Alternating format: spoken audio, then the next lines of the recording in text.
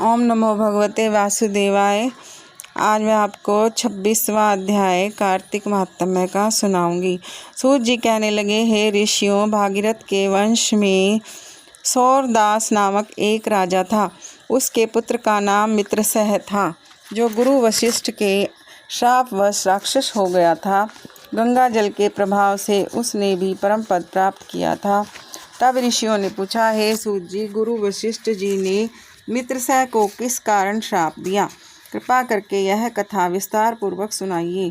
सूत जी बोले, हे ऋषियों, एक समय अति धर्मज्ञ राजा मित्रसह अपने कुछ साथियों सहित शिकार खेलने के लिए वन में गया, जहाँ पर उसने अनेक मृगों का शिकार किया।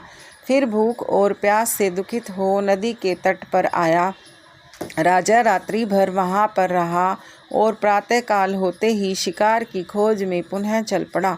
कुछ दूर जाकर राजा ने देखा कि पर्वत की कंदरा या गुफा में एक व्याघ्र और व्याघ्री मैथुन कर रहे हैं।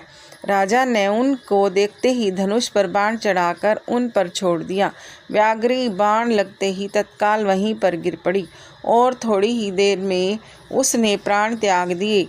तब व्याघ्र राक्षस रूप धारण कर अत्यंत क्रोधपूर्वक बोला, हे राजन, तुमने मेरे साथ घोर अन्याय किया है, अतएव इसका बदला अवश्य लूँगा। इतना कहकर राक्षस दुखित होता हुआ वहाँ से चला गया।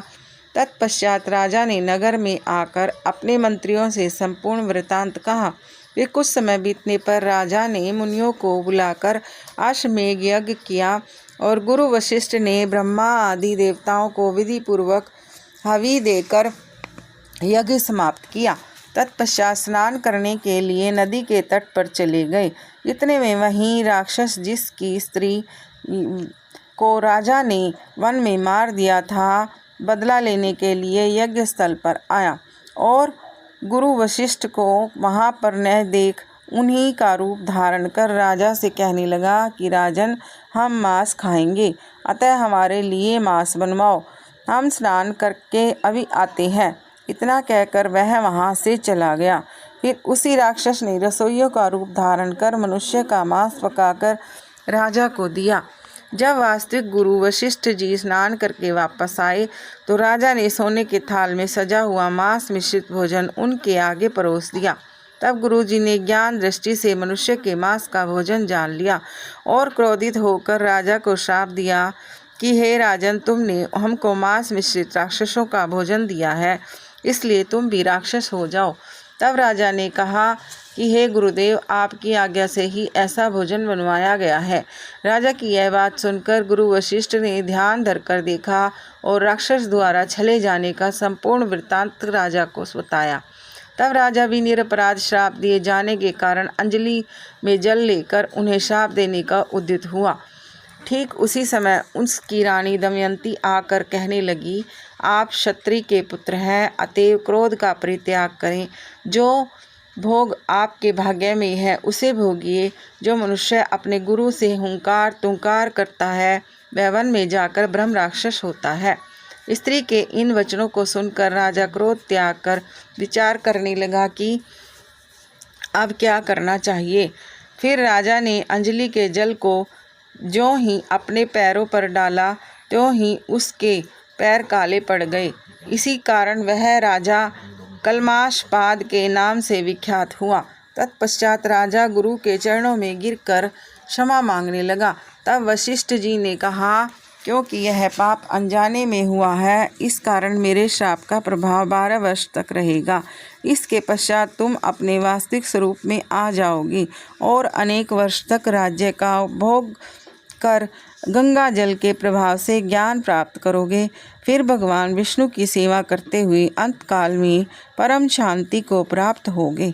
इतना कहकर गुरु वशिष्ठ जी अपने आश्रम को चले गए और राजा राक्षसी देह धारण कर निर्जन वन में भूखा प्यासा फिरने लगा। फिर अनेक कष्ट सहता हुआ नर्मदा नदी के तट पर आया और वहाँ भी पशु पक्षी मनुष्य तथा सर्पादि खाकर विचरण करने लगा। संयोगवश घूमते हुए एक दिन उसने नर्मदा नदी के तट पर एक मुनि को अपनी स्त्री से रमण करते हुए देखा। भूख से पीड़ित होने पर जैसे व्याघ्र मृग को पकड़ लेता है, उसी प्रकार उसने मुनि को पकड़ लिया। उसकी स्त्री ने जब अपने पति को राक्षस के हाथों में देखा तो वह राक्षस रूपधारी राजा से विनयपूर्वक बोली, आप वास्तव में राक्षस नहीं वरन सूर्य कुल में उत्पन्न मित्रसह नामक राजा हैं।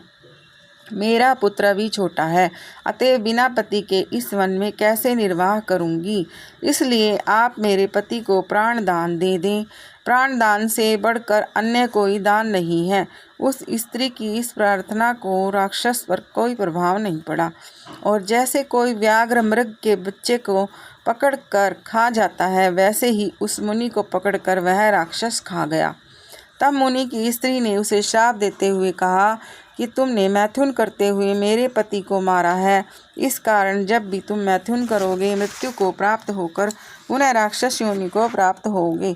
यह दो श्राप एक साथ सुनकर राक्षस देहधारी राजा भी क्रोधित होकर बोला कि हे दुष्टे, एक अपराध के बदले तुमने मुझे 2 श्राप दिए हैं, इसलिए तुम भी पिशाचिनी बनकर इस वन में फिरोगी। इसके पश्चात वह स्त्री पिशाचिनी हो गई और भूख प्यास से व्याकुल होकर उसी वन में इधर उधर फिरने लगी। यह था कार्तिक महात्म्य का 26वां अध्याय। ओम श्री परमात्मे नमः। ओम नमो भगवते वासुदेवाय।